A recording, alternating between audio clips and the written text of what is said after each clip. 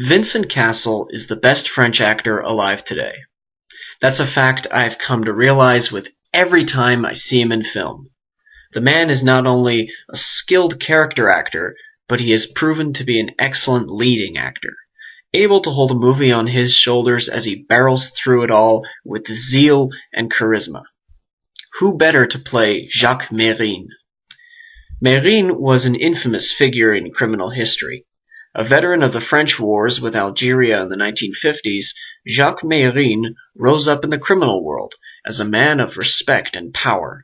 Despite the fact that he was capable of brutal murder and savage vengeance for insults to him or those he protected, Mesrine was also a man who could bluff his way out of a tough situation.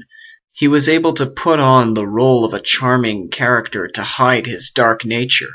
Cassel portrays such a character in Killer Instinct, the first of two films about Mesrine's life.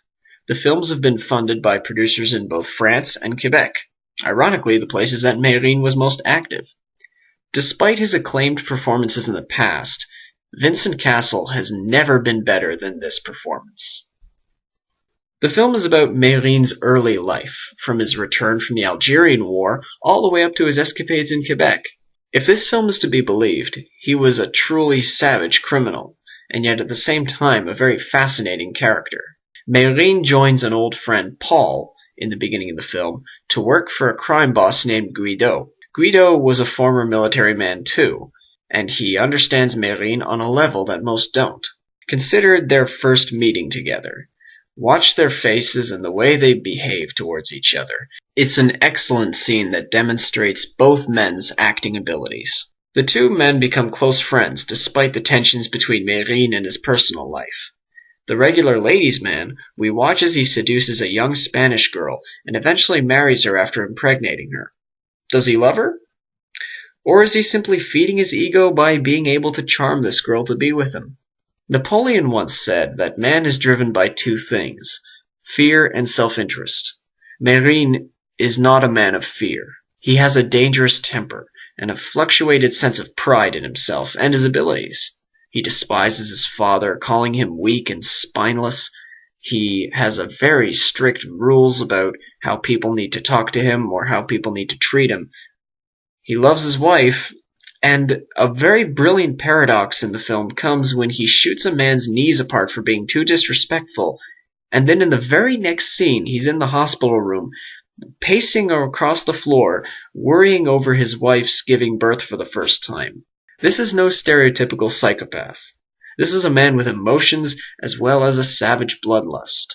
It actually kind of reminded me of that whole idea that people who ran the Nazi concentration camps at Auschwitz also had loving families and listened to Beethoven. It's that same kind of persona in Jacques Mesrine. The movie speeds through Mesrine's early parts of his life, eager to address the most interesting parts.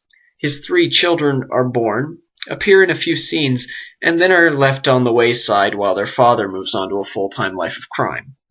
He exchanges partners in crime, he gets into trouble, and all this eventually becoming a setup for the sequel, properly titled Public Enemy No. 1. This is the kind of film that Public Enemies failed to be. It follows a criminal at his best and worst, being clear and consistent in its message and its scenes, showing his compassionate moments with the women he loves, and also the crimes he commits alongside men like Guido.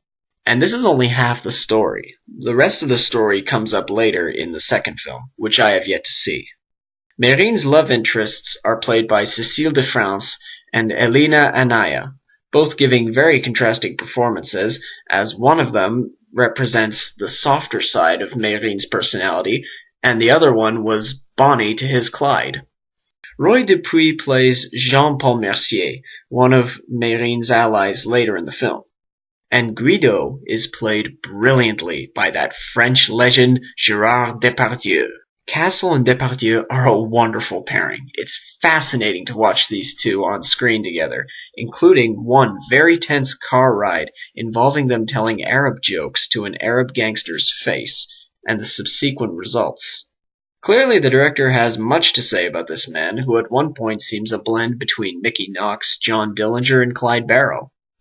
Killer Instinct serves as a great crime film, and like Mongol, It ends with a feeling like we haven't seen him at his best or worst. For that, I'm looking forward to the second film. If you have a problem with violence or sex, don't watch this film. If you have a problem with having to either understand French or reading subtitles, don't watch this film. If you hate watching a healthy blend of historical, biographical information in between some really cool action scenes, don't watch this film. The rest of you will probably like it though. To give a final word, a critic from Total Film described this movie as the French equivalent to Scarface. If that's not a good summary for this film, I don't know what is. I look inside myself and see my heart is black. I see my red door, I must have it painted black.